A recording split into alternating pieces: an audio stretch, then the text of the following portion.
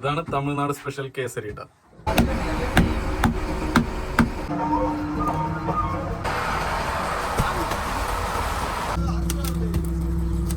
കര കാണാ കടലിന്റെ മേലെ മോഹപ്പൂം കുരുവി പറന്ന്. ഹേ നമസ്കാരം. അങ്ങനെ നമ്മുടെ ഗിൽനെറ്റ് ബോട്ടിന്റെ 9ാമത്തെ എപ്പിസോഡിലേക്ക് എല്ലാവർക്കും സ്വാഗതം. അടുത്ത സ്ഥലത്തേക്ക് ഓടിപ്പോയിക്കൊണ്ടിരിക്കുന്ന സമയത്ത് ഓട്ടച്ചൂണ്ടതിനകത്ത് ഒരു മീൻ പിടിച്ചിട്ട് ഓരോ സ്ഥലങ്ങളിലും ഓരോ പേരിൽ അറിയപ്പെടുന്ന ഒരു മീനാണ്. എനിക്ക് തോന്നുന്നു ഏറ്റവും കൂടുതൽ പേര് ഈ മീനാന്ന് തോന്നുന്നു. അപ്പം നിങ്ങളുടെ നാട്ടിലെ പേരെന്താണെന്നൊന്ന് കമൻറ്റ് ചെയ്തേക്കട്ടെ. ചില സ്ഥലങ്ങളിൽ ഇതിനെ ചെയിൻ കവർ എന്ന് പറയും, നമ്മുടെ നാട്ടിലൊക്കെ ചെയിൻ കവർ എന്നാണ് പറയുന്നത്. പിന്നെ ചില സ്ഥലങ്ങളിൽ മാഹി, അതുപോലെ തന്നെ പർല മീൻ, പാലാ മീൻ, അങ്ങനെ പല പല പേരാണ്ടുള്ളത്. വെള്ളത്തിൽ കിടക്കണതാണ് നല്ല ഭംഗിയാണ്, നല്ല പച്ച കളറാണ്. പക്ഷെ ഇതിനെ പൊക്കി കരയിലേക്ക് കയറ്റുമ്പോഴേക്കും ഇതിൻ്റെ കളറ് മാറാനായിട്ട് തുടങ്ങുന്നുണ്ട്. അപ്പോൾ നമുക്കിതിനെ നേരെ ഇപ്പോൾ ഒരെണ്ണത്തിനാണ് കിട്ടിയത്. ഓടിക്കൊണ്ടിരിക്കുന്ന സമയത്ത് നമ്മുടെ ഈ ഡമ്മി ചൂണ്ടയിൽ പിടിച്ചാണ്, ഓട്ടച്ചൂണ്ടയിൽ പിടിച്ചാണ്. ഓടിപ്പോയിക്കൊണ്ടിരിക്കുന്ന സമയത്ത് കടൽ നല്ല ശാന്തമായിട്ട് കിടക്കുന്നത്. ഇത്രയും വലിയ കടലല്ലേ, ഒരു ഡോൾഫിനെ, ഒരു തിമിംഗലം എങ്ങനെയെങ്കിലും ഒന്ന് വാങ്ങും പ്രാർത്ഥിച്ച് ഞാൻ നിൽക്കണ്ട. ഫുഡിന് വേണ്ടി നമ്മൾ എടുക്കണമെന്ന് വെച്ച് കഴിഞ്ഞാൽ നല്ല അടിപൊളി ഒരു പഴുന്തിനെ കിട്ടിയിരുന്നു രാവിലത്തെ വേലയിനകത്ത്. സ്പേഡ് ഫിഷ് എന്ന് ഇംഗ്ലീഷിൽ പറയട്ടെ. പഴുന്തി അങ്ങനെ പല പല പേരുകളാണ് ഈ മീനുള്ളത്. നല്ല ടേസ്റ്റുള്ള മീനാണ്. വറുത്ത് കഴിക്കാനും അതുപോലെ കറി വെക്കാനൊക്കെ അടിപൊളിയാണ്. നല്ല നെയ്യൊക്കെ ഉണ്ടെന്നുണ്ടെങ്കിൽ പിന്നെ പറയേ വേണ്ട. അപ്പോൾ അതിനെ നമ്മുടെ സെൽവന്തെ കട്ട് ചെയ്ത് പീസാക്കി നല്ല അടിപൊളി ഒരു കറി വെക്കാൻ പോയി. കറി വെക്കാൻ മാത്രമല്ലേ, ഇതുപോലെ നല്ല രീതിയിൽ മീൻ കട്ട് ചെയ്യാനും വേണം ഒരു കഴിവ്. സെൽവ ഇപ്പോൾ കുറേ നാളുകൾക്ക് മുമ്പ് തന്നെ വർഷങ്ങളോളം നമ്മുടെ ഈ ചൂണ്ട ബോട്ടിനകത്ത് കുക്കായിട്ടാണ് പോയിരുന്നത്. അപ്പോൾ പുള്ളിക്കാരന് നല്ല എക്സ്പീരിയൻസ് ആണ് കറി വെക്കാനും അതുപോലെ മീനെല്ലാം കട്ട് ചെയ്യാനൊക്കെ. എൻ്റെ പേഴ്സണൽ അഭിപ്രായം പറയണമെന്നുണ്ടെങ്കിൽ എനിക്ക് ഈ മീൻ ഭയങ്കര ഇഷ്ടമുണ്ട്. അപ്പോൾ ഇതിനെ ഇടയ്ക്കിടയ്ക്കേ കിട്ടാറുള്ളൂ, എപ്പോഴും കിട്ടുന്ന മീനല്ല കേട്ടോ. അപ്പോൾ നല്ല അടിപൊളിയായിട്ട് അലുവ കഷ്ണം പോലെ നമ്മുടെ സെൽവം കട്ട് ചെയ്ത് ഇങ്ങനെ സെറ്റ് ചെയ്ത് വെച്ചുകൊണ്ടിരിക്കുന്നുണ്ട്. തലയും ടേസ്റ്റാണ്. ഈ തലയുടെ ഒരു പ്രത്യേകത എന്ന് പറഞ്ഞാൽ അതിൻ്റെ തലയുടെ ഇവിടെ ആയിട്ട് ഒരു കല്ല് പോലത്തെ ഒരു സംഭവമുണ്ട്. അത് നമ്മൾ എടുക്കും അതിൻ്റെ ആ ഒരു സംഭവം, പക്ഷേ കടിച്ച് തിന്നാനൊന്നും പറ്റത്തില്ല കേട്ടോ. കല്ല് പോലെ ഇരിക്കും കറക്റ്റായിട്ട്. അതിനെ കഴുകി 2-3 പ്രാവശ്യം നമ്മൾ ഉപ്പുവെള്ളത്തിലൊക്കെ കഴുകി അതിനുശേഷം അടുക്കളയിലേക്ക് കയറിയിട്ട് ആദ്യം നമ്മൾ ഈ മീനെ വറക്കാനായിട്ടാണ് പോണത്. അതും ഇവരുടേതായ ഒരു സ്പെഷ്യൽ മസാലയുണ്ട്. നമ്മുടെ ഈ തൂത്തുക്കുടി ഏരിയയിലൊക്കെ കിട്ടുന്ന ഒരു പ്രത്യേകതരം ചിക്കൻ മസാലയുണ്ട്. ഞാൻ കണ്ടേക്കണ ഒട്ടുമിക്ക ഗിൽനെറ്റ് ബോട്ടിനകത്തും ഉപയോഗിക്കുന്നത് ഇതുപോലത്തെ ചെറിയ 10 രൂപ മസാല പാക്കറ്റ് വെച്ചാണ് ഇവർ മീൻ വറക്കാനായിട്ട് ഉപയോഗിക്കുന്നത്. അതും chicken masala packet, fish masala അല്ല, ചിക്കൻ മസാല ഇട്ടാണ് മീൻ വറക്കുന്നത്. പക്ഷെ ഒരു പ്രത്യേക ടേസ്റ്റാണ്, അത് പറഞ്ഞറിയിക്കാനായിട്ട് പറ്റത്തില്ല. നിങ്ങൾ കഴിച്ച് തന്നെ നോക്കിക്കഴിഞ്ഞാൽ അത് അറിയുള്ളൂ. അങ്ങനെ നമ്മൾ ക്ലീൻ ചെയ്ത് വെച്ചിരുന്ന ആ മീനിലേക്ക് ആ മസാല പാക്കറ്റ് ഇട്ടിട്ട് നന്നായിട്ട് അങ്ങോട്ടും ഇങ്ങോട്ടും മിക്സ് ചെയ്തുകൊണ്ടിരിക്കേണ്ട. മീൻ വലിയ രീതിയിൽ നെയ്യില്ല എന്നുണ്ടെങ്കിലും അത്യാവശ്യം നെയ്യുള്ള മീനുണ്ട്. അപ്പം നെയ്യുള്ള മീൻ വറുത്തെടുക്കാൻ നേരത്തുണ്ടല്ലോ നല്ല കിടിലൻ ടേസ്റ്റ് ആയിരിക്കുള്ളൂ. ഇത് നോക്കി മസാലയൊക്കെ പിടിച്ച് നല്ല സുന്ദര കുട്ടപ്പന്മാരായിട്ടിരിക്കേണ്ടത്. നേരെ ഓയിൽ ഒഴിച്ചിട്ട് നമ്മൾ ഓയിലിൽ മുക്കിപ്പൊരിച്ച് വറുത്തെടുക്കാനായിട്ട് പോയിട്ടുണ്ട്.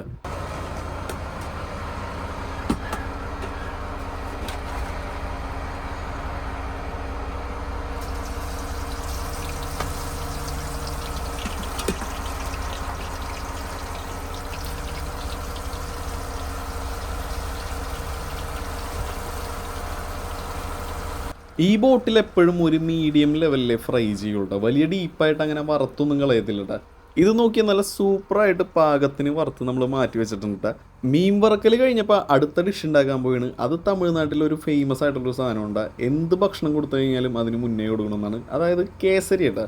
ഗിൽനെറ്റ് ബോട്ടിൽ പോകാൻ നേരത്ത് ഇതുപോലത്തെ വെറൈറ്റി സാധനങ്ങളൊക്കെ നമ്മുടെ ബോട്ടിൽ അവർ പ്രിപ്പയർ ചെയ്യോട്ടെ. ഇത് ഇത്രക്ക് സിമ്പിളാണെന്ന് ഞാൻ കരുതിയില്ല കേട്ടോ. വെള്ളം തിളപ്പിച്ച് അതിനകത്തേക്ക് പഞ്ചസാര ഒഴിച്ചിട്ട് പിന്നെ കുറച്ച് കശുവണ്ടി അതുപോലെ തന്നെ നമ്മുടെ മുന്തിരി എല്ലാം ഇട്ടിട്ട് പിന്നെ ഇവരിതിൽ ഫുഡ് കളർ കിട്ടാൻ വേണ്ടിയിട്ട് കളർ ആഡ് ചെയ്തിട്ടുണ്ട് കേട്ടോ. യെല്ലോ കളർ ആഡ് ചെയ്തിട്ടുണ്ട്. അതാണ് ആ യെല്ലോ കളറിൽ ഇങ്ങനെ ഇരിക്കുന്നത് കേട്ടോ. അതിനുശേഷം നമ്മുടെ റവ പൊട്ടിച്ച് നേരെ ആ തിളവന്ന വെള്ളത്തിലേക്ക് ഇട്ട് കൊടുത്ത് കഴിഞ്ഞിട്ട് കുറച്ച് നേരം ഇങ്ങനെ ഇളക്കുമ്പോഴേക്കും ഒരു കട്ടിപ്പ് പോലെ ഇങ്ങനെ വരും കേട്ടോ. അപ്പോഴേക്കും നമ്മുടെ കേസരി ഇവിടെ റെഡി ആയിട്ടാ. പിന്നെ ഇവർ കുറച്ച് ഓയിലും കൂടി ഒഴിച്ചു കൊടുക്കുന്നുണ്ട്. ഓയിൽ ഒഴിക്കണം എന്തിനാണെന്ന് എനിക്കറിയില്ല. എനിക്ക് തോന്നുന്നു ആ ഒരു ഒട്ടലിങ്ങനെ മാറി കിട്ടാനായിട്ടാണ് തോന്നുന്നുണ്ട് ഓയിൽ ഒഴിക്കുന്നത്. ആ ഓയിലും കൂടി ഒഴിച്ച് നന്നായിട്ട് മിക്സ് ചെയ്ത് കഴിയുമ്പോഴേക്കും നമ്മുടെ കേസരി സെറ്റട്ടാ. ഇത് ശരിക്കും പറഞ്ഞു കഴിഞ്ഞാൽ മെയിൻ കോഴ്സ് ആയിട്ടൊന്നും നമുക്ക് കഴിക്കാൻ പറ്റത്തില്ല, കാരണം ഇത് മട്ടിച്ചു പോകും. പക്ഷെ ഇവരങ്ങനെയല്ല കേട്ടോ, ഇവർ സൈഡായിട്ടൊന്നുമല്ല ഉപയോഗിക്കുന്നത്. ഇപ്പം ചോറിന് പകരം ഒരു നേരത്തെ ഭക്ഷണം നമ്മൾ കേസരിയൊക്കെ കഴിച്ച് ഈ ബോട്ടിനകത്ത്.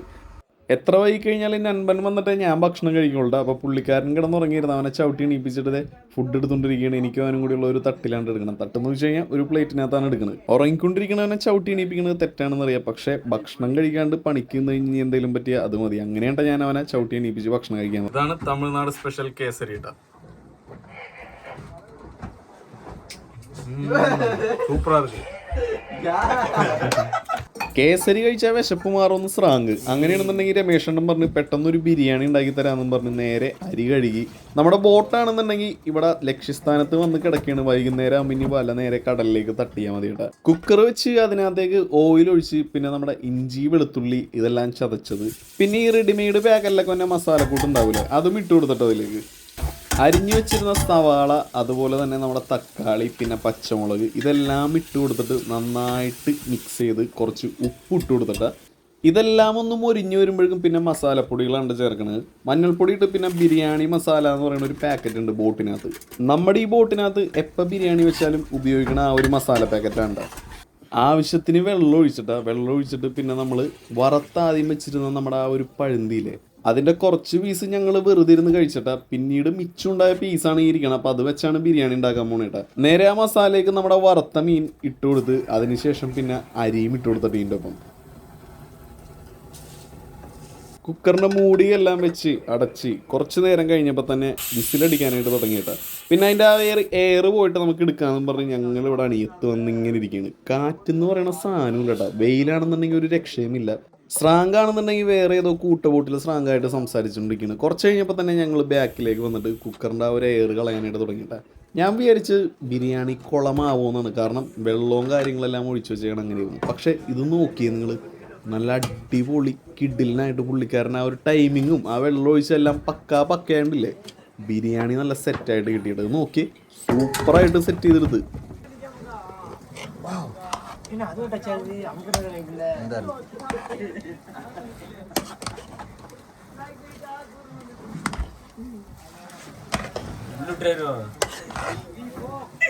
ഒന്നാലോചിച്ച് നോക്കിയേ, നടുക്കടലിൽ ഇതുപോലത്തെ നല്ല കിടിലം മീൻ ബിരിയാണി വെച്ചിട്ട് കഴിക്കുമ്പോൾ ആ ഒരു വൈബ് അടിപൊളി. ഒരു 2-3 നോട്ടിക്കലപ്പുറം നമ്മുടെ കൂട്ടബോട്ട് കിടക്കുന്നുണ്ട്. അതല്ലാണ്ട് ഒരൊറ്റ ബോട്ട് പോലും നമ്മുടെ ഈ ചുറ്റുവട്ടത്തിലിട്ടാ.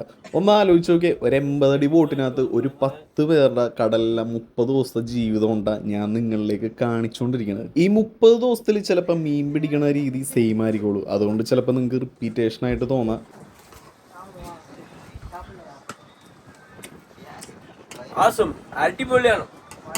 പലവർക്കും ഗിൽനെറ്റ് ബോട്ടിൻ്റെ എപ്പിസോഡും അടുത്ത് തുടങ്ങിയിട്ടുണ്ടാവാം. എന്തായാലും ഒരു വെറൈറ്റി കണ്ടൻ്റായിട്ട് നമ്മൾ വരോട്ടെ. ചിലവരുണ്ട് ഇതുപോലെ ഫുഡ് കഴിക്കാൻ നേരത്തെ അതിൻ്റെ സൈഡിൽ ഇങ്ങനെ പച്ച സവാള കട്ട് ചെയ്ത് വെച്ചിട്ട് കഴിക്കുന്നത്. എനിക്ക് ആ സംഭവം തീരെ ഇഷ്ടമല്ല. പച്ച സവാളയുടെ ആ ഒരു ചൊവ്വ എനിക്ക് ഇഷ്ടമല്ലായിരുന്നു കേട്ടോ. പക്ഷെ ഈ ബോട്ടിൽ വന്ന് ഇവരിങ്ങനെ കഴിക്കണ കണ്ടപ്പോൾ എനിക്കൊരു കൊതി ഒന്ന് കഴിച്ചു നോക്കാനായിട്ട്. അങ്ങനെ കഴിച്ചു കഴിഞ്ഞപ്പോൾ മനസ്സിലായത് അടിപൊളിയാണ്. അങ്ങനെ നൻപനാണെന്നുണ്ടെങ്കിൽ കേസരിയും ബിരിയാണിയും എല്ലാം മിക്സ് ചെയ്താണ്ട് എടുത്തേണ്. ഞാൻ മുന്നേ ആ കേസരി കഴിച്ച് മട്ടിച്ചോതിൻ്റെ പേരിൽ എനിക്ക് ഭക്ഷണം കഴിക്കാനായിട്ട് പറ്റിയില്ല. അപ്പോൾ പുള്ളിക്കാരൻ്റെ ഒറ്റക്ക് പിണങ്ങി പോയണ്ട. ചെറിയൊരു ഉറക്കമൊക്കെ കഴിഞ്ഞ് കൃത്യം ഒരു 5 മണിയായപ്പോഴേക്കും നമ്മൾ വല കടലിലേക്ക് തട്ടാനായിട്ട് തുടങ്ങിയിട്ട്. ഇത്രയും വലിയ കടൽ ഇടക്കിടക്ക് വല്ല തിമ്മീങ്കലത്തിനൊക്കെ വന്നിങ്ങനെ മറിയണമെന്നുണ്ടെങ്കിൽ എത്ര നല്ല നല്ല കാഴ്ചകൾ നമുക്കിങ്ങനെ കാണാമായിരുന്നു. അതൊക്കെ പറഞ്ഞിങ്ങനെ ആലോചിച്ചിരിക്കുന്ന സമയത്ത് നൻപന് ഓടി വന്നിട്ടത് നമ്മുടെ കൊടിക്കമ്പ്, അതായത് നമ്മുടെ ഈ വല വെള്ളത്തിലേക്ക് ഇടാൻ നേരത്ത് അത് സിഗ്നൽ വേണമല്ലോ ഈ വല എവിടെയാണ് കിടക്കണേന്ന്. അതിന് വേണ്ടിയിട്ട് നമ്മൾ റഡാർ കിട്ടിയ ഒരു കൊടിക്കമ്പ് ഇതുപോലെ വെള്ളത്തിലേക്ക് ഓരോ വലയുടെ എൻഡിങ്ങിലും സ്റ്റാർട്ടിങ്ങിലായിട്ട് ഇട്ട് കൊടുക്കോട്ടെ.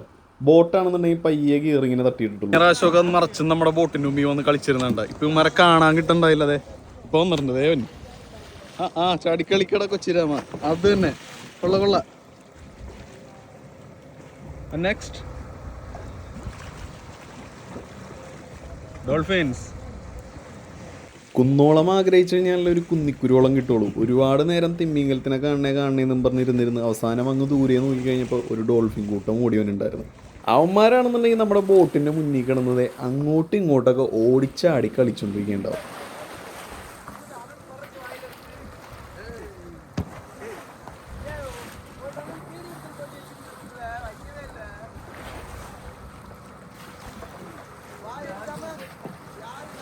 ഇതിനെ വലയെ കിട്ടാറുണ്ട്, ആ വലയെ കുടുങ്ങുമെന്നൊക്കെ പലരും ചോദിക്കാറുണ്ട്. നമ്മളിവിടെ വലയിടുകയാണെന്നുണ്ടെങ്കിൽ ആ വല കണ്ടു കഴിഞ്ഞാൽ അതിൻ്റെ അടിയിൽ കൂടെ വന്നിട്ട് ഇപ്പുറം വേണമെങ്കിൽ അമ്മമാരെ നീന്തി കളിക്കും. അത്രയ്ക്ക് ബുദ്ധിയാണ് ഈ മീൻ. ഏതെങ്കിലും ഒന്ന് ബൈ ചാൻസ് നമ്മുടെ വലയിൽ കുടുങ്ങി വന്ന് അങ്ങനെ കിട്ടിയാൽ തന്നെ നമ്മൾ തിരിച്ച് കടലിലേക്കും വിടും. ഇതിനെ കഴിക്കാറുണ്ടാന്ന് പലരും ചോദിക്കാറുണ്ട്. ബോട്ടിലേക്ക് കിട്ടുമ്പോൾ ഇല്ല, ഒരിക്കലും ഇല്ല, നമ്മൾ അങ്ങനെ കഴിക്കാറൊന്നുമില്ല കേട്ടോ. ഇതേ 2 പേരും ഒരുമിച്ച് കടന്നു നോക്കിയേ, ആഹാ അടിപൊളി. പയ്യെ ഇരുട്ടായിക്കൊണ്ടിരിക്കുന്നത്. നല്ല കാമായിട്ടുള്ള അന്തരീക്ഷം ഉണ്ടാകും. വേറെ കാറ്റ മഴക്കാര അങ്ങനെ സംഭവങ്ങളൊന്നുമില്ല. ഇന്ന് പുറത്ത് സുഖസുന്ദരമായിട്ട് കിടക്കട്ടെ. അങ്ങനെ വലിയിട്ട് ഏകദേശം തീരാറായി. അവസാനം നമ്മുടെ റോപ്പാണ് ഇട്ടേക്കണം. കാറ്റില്ലാത്തതിൻ്റെ പേരിൽ നമ്മൾ പാരച്ചൂട്ട് ഇറക്കില്ല, അതായത് നമ്മുടെ സീ ആങ്കർ ഇറക്കിയില്ല, നമ്മുടെ റോപ്പിൽ തന്നെയാണ് നമ്മുടെ വല കെട്ടിയിട്ടേട്ടാ. അപ്പോൾ അതേ ആങ്കർ റോപ്പ് ഇങ്ങനെ പോയിക്കണമെങ്കിൽ നല്ല നീല കളർ വെള്ളമാണ്. അതിനുശേഷം പിന്നെ രാത്രിയിലത്തേക്കുള്ള ഭക്ഷണം എടുത്തിട്ടാണ് കഴിക്കാനായിട്ട്. എപ്പോഴും കുക്കിംഗ് കാണിച്ചുകൊണ്ടിരുന്നാൽ നിങ്ങൾക്ക് മടുക്കോലാന്ന് വിചാരിച്ചാണ് രാത്രിയിലത്തെ ഫുഡ് അടി ഞാൻ കാണിക്കാത്തേട്ടാ. ജസ്റ്റ് ഇവർ കഴിക്കണത് മാത്രം കാണിച്ച്. അങ്ങനെ അതെ രാത്രിയിലത്തെ ഭക്ഷണം നമ്മളിവിടെ കഴിച്ചുകൊണ്ടിരിക്കുകയാണ്. അത് കഴിഞ്ഞിട്ട് ഇനി നേരെ കിടന്നുറങ്ങി. ഏകദേശം ഒരു 2 മണിയായപ്പോഴേക്കും നമ്മൾ വല പിടിക്കാനായിട്ട് തുടങ്ങിയത്. ശരിക്കും നമ്മുടെ സ്രാങ്ക് എൻ്റെ അതേ പ്രായം തന്നെ ഉണ്ട് പുള്ളിക്കാരന്. പുള്ളിക്കാരൻ ഇങ്ങനെ ഉറക്കത്തിൽ നിന്ന് എണീറ്റിട്ട് സ്റ്റിയറിംഗ് പിടിച്ചിട്ട് ഇങ്ങനെ തൂങ്ങി ഇങ്ങനെ പോയിക്കൊണ്ടിരിക്കേണ്ട ഇടയ്ക്ക് ഉറക്കം വന്നിട്ട്. പക്ഷേ എല്ലാവരും അതുപോലെ തന്നെയാണ്. ആ ഒരു ടൈമിലേക്ക് നമ്മൾ എണീക്കുമ്പോൾ എപ്പോഴും അങ്ങനെ തന്നെയാണ്. പക്ഷെ കുറച്ച് കഴിയുമ്പോഴേക്കും അത് റെഡിയായി വരോട്ടെ. ഉറക്കം മാറ്റാനൊക്കെ നല്ല അടിച്ചുപൊളി പാട്ട് ബോട്ടിലിട്ടിട്ടുണ്ട്. പക്ഷെ എന്നാലും ചില സമയങ്ങളിലൊക്കെ ഇങ്ങനെ കണ്ണടഞ്ഞ് പോവും. 2-3 സെറ്റ് വല കയറിയിട്ട് പോലും നമ്മൾ പ്രതീക്ഷിച്ച ഒരളവിൽ മീൻ കിട്ടിയെന്ന് നമുക്ക് പറയാൻ പറ്റില്ല കേട്ടോ. കുറച്ച് ചൂര നമുക്ക് വന്നിട്ടുണ്ടായിരുന്നു. പിന്നെ വന്നതെന്ന് വെച്ച് കഴിഞ്ഞാൽ ഈ ഒരു വലിയ പന്നിക്കോലാനാണ് വന്നത്.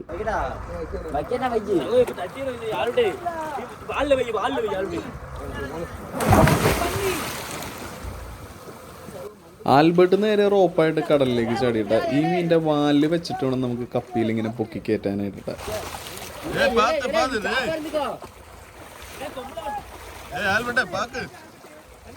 എല്ലാവരും ചോദിക്കണ കാര്യമാണ് ഈ മീൻ എന്താണ് ചത്തെടുക്കണതെന്ന്. പക്ഷേ അതെ ജീവനോടെ ഒരു പന്നിക്കോലാൻ വന്നേക്കേണ്ട, അതും അത്യാവശ്യം വലിപ്പമുള്ള ഒന്നാണ്ടാ കിട്ടിയേക്കണത്.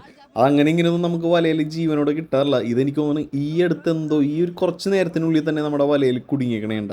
ജീവനുള്ളപ്പോൾ നമ്മൾ നേരെ വെള്ളത്തിലിറങ്ങി വാലുമ്പോൾ കയറ് കിട്ടുമ്പോൾ ഇവന്മാർ 2 ഞോണ്ടലൊക്കെ ഞോണ്ടി അത് നല്ല സ്ഥാനത്തൊക്കെയാണ് കൊള്ളണമെന്നുണ്ടെങ്കിൽ പിന്നെ പറയണ്ട, ചോര നിൽക്കൂല. പിന്നെ ഇത്രയും ദൂരം വന്ന് നിൽക്കണ ബോട്ടായതിൻ്റെ പേരിൽ തിരിച്ച് നമുക്ക് കരയിലേക്ക് ഓടി എത്താനും പറ്റത്തില്ല കേട്ടോ. അങ്ങനെ ഒരു കണക്കിന് വാലുമ്പോൾ റോപ്പിട്ട് പൊക്കിയെടുക്കണ എനിക്ക് കാണുന്നത്.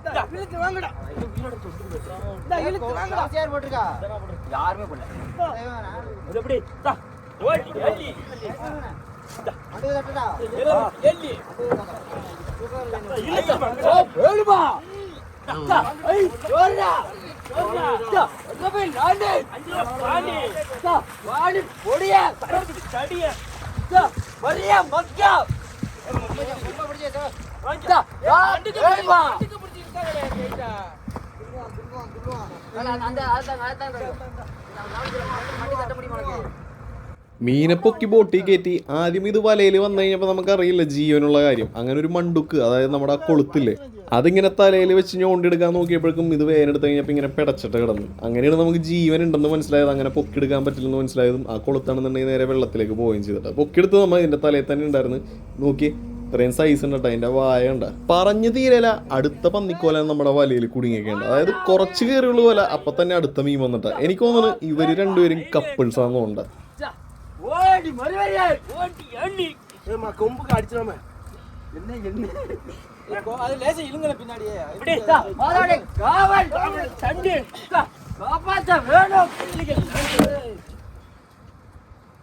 കാര്യം ശരി, 2 വലിയ മീനെ കിട്ടി, ശരിയാണ്. പക്ഷേ ഇത്ര നാൾ ഇപ്പം എനിക്ക് തോന്നുന്നത് ഏകദേശം ഒരു 20 ദിവസത്തെ അടുക്കായിട്ടാ. ഇത്രയും ദിവസം ഉണ്ടായിട്ട് നമുക്ക് ഈ പറഞ്ഞ മീനുകളെല്ലാം കിട്ടിയിട്ട് ആദ്യമായിട്ടാണ് ഇങ്ങനെ ജീവനോടെ 2 മീൻ, അതും 2 ഇത്രയും വലിയ പന്നിക്കോലാൻ തന്നെയിട്ടാ. ഈ ഒരു പക്ഷെ ഒരുത്തൻ കുടുങ്ങിക്കിടക്കുന്നിട്ട് മറ്റവൻ വന്ന് ചാടി കയറിയതാണ്. ഞാനാണെന്നുണ്ടെങ്കിൽ ചിന്തിച്ച് അങ്ങ് അറ്റം വരെയും പോയിട്ടാ. അപ്പനും അമ്മയാണ്, അല്ലാന്നുണ്ടെങ്കിൽ മക്കളാണ്, അല്ലാന്നുണ്ടെങ്കിൽ കപ്പിൾസാണ്, ചേട്ടൻ അനിയനാണ്, ചേട്ടനും പെങ്ങളാണ് എന്നൊക്കെ പറഞ്ഞ് ഞാനിങ്ങനെ ചിന്തിച്ച് പോയി. എന്തുകൊണ്ട് ഈ 2 മീനും ജീവനോടെ വന്ന് ഞാനിങ്ങനെ ഓവർ തിങ്ക് ചെയ്യുമോ ഭയങ്കരമായിട്ട്. അപ്പം ഇങ്ങനെ ചിന്തിച്ച് ഇങ്ങനെ ഇരിക്കുകയായിരുന്നു കേട്ടോ. പക്ഷേ ഇതിൽ രണ്ടാമത് കിട്ടിയ മീനിൻ്റെ ശരീരത്തിലാണെന്നുണ്ടെങ്കിൽ ചെറിയ ഹോളുകൾ നമുക്ക് കാണാൻ പറ്റും. ബ്ലഡ് ഒന്നും പറ്റില്ല, ചെറിയ രീതിയിലുള്ള ഹോളുകൾ. അത് ഈ പറഞ്ഞ പോലെ വലിയ മീനുകളുടെ മേത്തുണ്ടാവും. നമ്മുടെ ഈ മാവുമ്മ ഇത്തിക്കണ്ണി പിടിക്കണ പോലെ ചില രീതിയിലുള്ള പാരാസൈറ്റ്സ് ഈ വലിയ മീനുകളുടെ ശരീരത്തിൽ ഇങ്ങനെ പിടിച്ചുകൂടാ. അപ്പോൾ ഇതുങ്ങളിങ്ങനെ ശരീരത്തിൽ പിടിച്ചു കഴിഞ്ഞ് ഇതുങ്ങളുടെ മേത്ത് ആ ഒരു രക്തവും അതുപോലെ ആവശ്യമുള്ള സാധനങ്ങളൊക്കെ ഊറ്റി കുടിച്ചുകൊണ്ടിരിക്കും. അപ്പം അങ്ങനെ സംഭവിക്കണേന്ന് തോന്നുന്നു. നമ്മുടെ ഈ ഓലക്കുടിൻ്റെ മേത്തൊക്കെ ഞാൻ ഒരുപാട് കണ്ടിട്ടുണ്ട് ഇതുപോലത്തെ പാരസൈറ്റ്സ് ഇങ്ങനെ പിടിച്ചിരിക്കണേട്ടാ. ആൽബർട്ട് അതിൻ്റെ കൊമ്പൊടിച്ച് കളഞ്ഞിട്ടാ. കാരണം അല്ലെങ്കിൽ നടന്നു പോകുന്ന സമയത്ത് നമ്മുടെ കാലുമ്പോൾ തന്നെയൊക്കെ അറിയാതെ കുത്തിക്കൊള്ളോട്ടെ.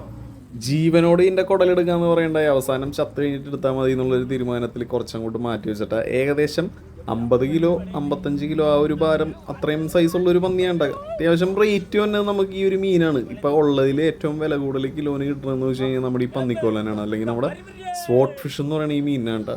അപ്പോൾ ഇപ്പം നമുക്ക് ആകെ കിട്ടിയണമെന്ന് വെച്ച് കഴിഞ്ഞാൽ 2-3 പന്നിക്കോലാനും പിന്നെ കുറച്ച് ചൂര മാത്രമാണ് നമുക്ക് ആകെ കിട്ടിയണമെന്ന് വെച്ച് കഴിഞ്ഞാൽ വലിയ രീതിയിൽ മീനൊന്നും കിട്ടിയിട്ടില്ല. കണ്ട അതിൻ്റെ ചെകിള കിടന്ന് അങ്ങനെ പൊളിക്കണമെങ്കിൽ ചത്തട്ടിലിട്ട് ഇപ്പോഴും അത്. റുബിഷ്ടനപ്പം പറയുന്നുണ്ട് കാതൽ ജോഡിയെ പിരിച്ചെന്നൊക്കെ പറഞ്ഞു. ഒരെണ്ണം അവിടെ കിടന്ന് അവസാന ശ്വാസം ഇങ്ങനെ വിട്ടുകൊണ്ടിരിക്കണേണ്ടി കാണുക. കണ്ട അതിൻ്റെ പാല കിടന്ന് പിടക്കണമെങ്കിൽ നമ്മൾ കട്ട് ചെയ്തെടുത്ത് ആ പന്നിക്കോലാൻ്റെ കൊമ്പാണ്ടി കാണുക. വെള്ളത്തിലേക്ക് ഇടുമ്പോൾ റോക്കറ്റ് പോണ പോലെ ഓടാ.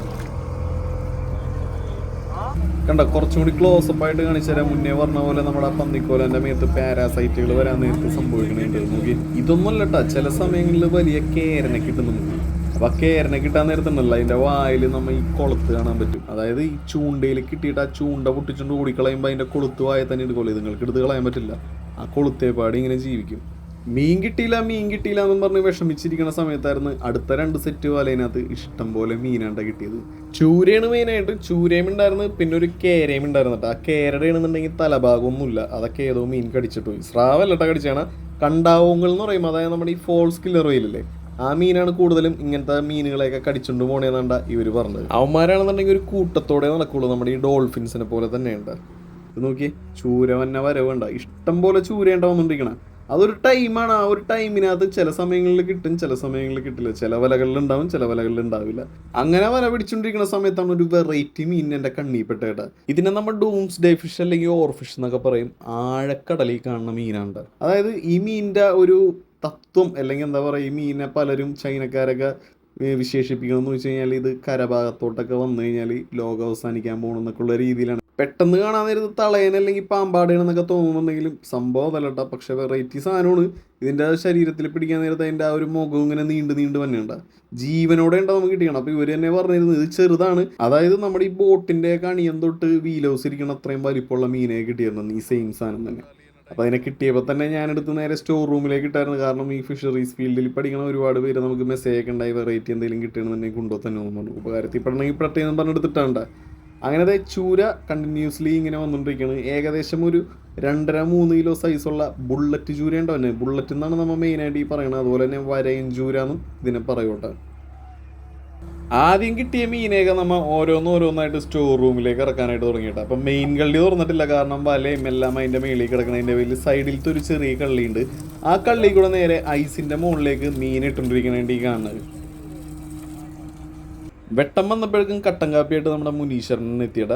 പിന്നെ അതിൻ്റെ ഒപ്പം തന്നെ ചെറിയൊരു ചേവ് എന്ന് പറയും, നമ്മുടെ ഈ മിച്ചർ പോലത്തേക്ക് ഇരിക്കുന്ന ഒരു സംഭവം ഉണ്ട്. അപ്പോൾ അതെ വെളുപ്പാങ്കാലത്ത് കടൽ കാണാനായിട്ട് നോക്കി ഇതിങ്ങനെ അമേദിയായിട്ട് കിടക്കോട്ടെ. അതായത് കാറ്റൊന്നും ഇല്ലാണ്ട് ഇങ്ങനെ പുഴ പോലെ കിടക്കും. ചില സമയങ്ങളിൽ വൈകുന്നേരം നമുക്ക് ഈ ഒരു സീൻ കാണാനായിട്ട് പറ്റൂട്ടെ. അങ്ങനെ അടുത്തൊരു വലിയ മീനിൻ്റെ അടിയിൽ നിന്ന് പൊന്തി വന്നെ ഇങ്ങനെ കാണാൻ പറ്റുന്നുണ്ട്. വേറൊന്നുമല്ല, തെരണ്ടി എന്തോന്നും ഉണ്ടാവുന്നത്, ഏതാണെന്ന് മനസ്സിലാവുന്നില്ല. അതെ, സ്രാവ്. വീഞ്ചിൽ മീൻ ഇങ്ങനെ പൊക്കിയെടുക്കാൻ വന്നപ്പോഴേക്കും തട്ടി നേരെ കടലിലേക്ക് പോയേണ്ട.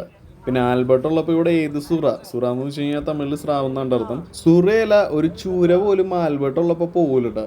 അങ്ങനെ നേരെ വെള്ളത്തിലേക്ക് ചാടിയിട്ട് അതിൻ്റെ വാലിൽ റോപ്പ് വെച്ച് കുടുക്കിയിട്ട് ബോട്ടിലേക്ക് കയറ്റിക്കൊണ്ടിരിക്കണേണ്ടി കാണും. കുറച്ച് നാളായിട്ട് നമ്മുടെ രമേശണ്ണനും സെൽവവും കൂടിയും പറയണ്ടായിരുന്നു സുറ പുട്ടുണ്ടാക്കണം. അതായത് സ്രാവിനെ വെച്ചിട്ട് പുഴുങ്ങി അതിൻ്റെ മീറ്റൊക്കെ എടുത്തിട്ട് പുട്ടുണ്ടാക്കി തരാമെന്ന് പറഞ്ഞിരുന്നു. ഇന്നപ്പോൾ അത് തന്നെ നമുക്ക് സെറ്റ് ചെയ്യാം.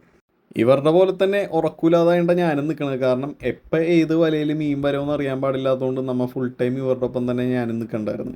അങ്ങനെ ബോട്ടിൻ്റെ കൊമ്പിലൊക്കെ വന്നിങ്ങനെ നിൽക്കാൻ നേരത്തെ ഓരോരോ ചൂരായിട്ട് ഇങ്ങനെ ബീഞ്ചിൽ കറങ്ങിയടിച്ച് പോയിക്കൊണ്ടിരിക്കുന്നുണ്ട്. ചെറുതായിട്ടൊരു തണുത്ത കാറ്റ് എവിടെ നിന്നോ ഇങ്ങനെ വീശിക്കൊണ്ടിരിക്കുന്നുണ്ട്.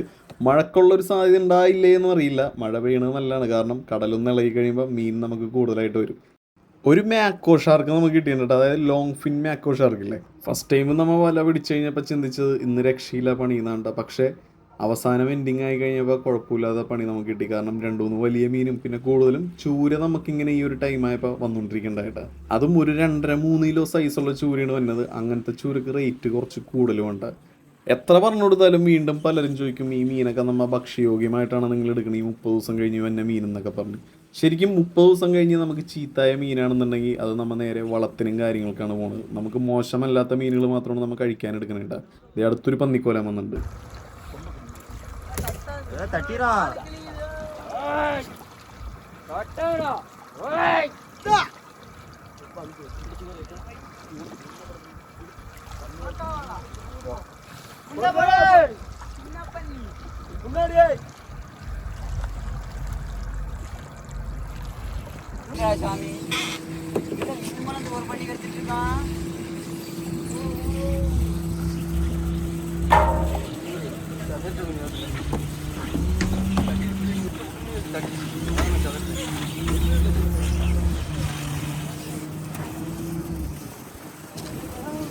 ഞാൻ പറഞ്ഞില്ലേ നേരത്തെ പറഞ്ഞ കണ്ടാവങ്ങൾ അല്ലെങ്കിൽ നമ്മുടെ ഫോഴ്സ് കില്ലർ ഓയിൽ നിന്ന് അവന്മാരാണ് ഈ ബോട്ടിന്റെ അടുത്ത് കിടന്ന് അങ്ങോട്ടും ഇങ്ങോട്ടും മറിഞ്ഞോണ്ടിരിക്കുന്നത്. കണ്ട തിമ്മിങ്കലത്തിന്റെ തന്നെ വേറൊരു വകഭേദമാണ്. അല്ലാതെ നമ്മുടെ ഡോൾഫിൻസ് അല്ല കേട്ടോ.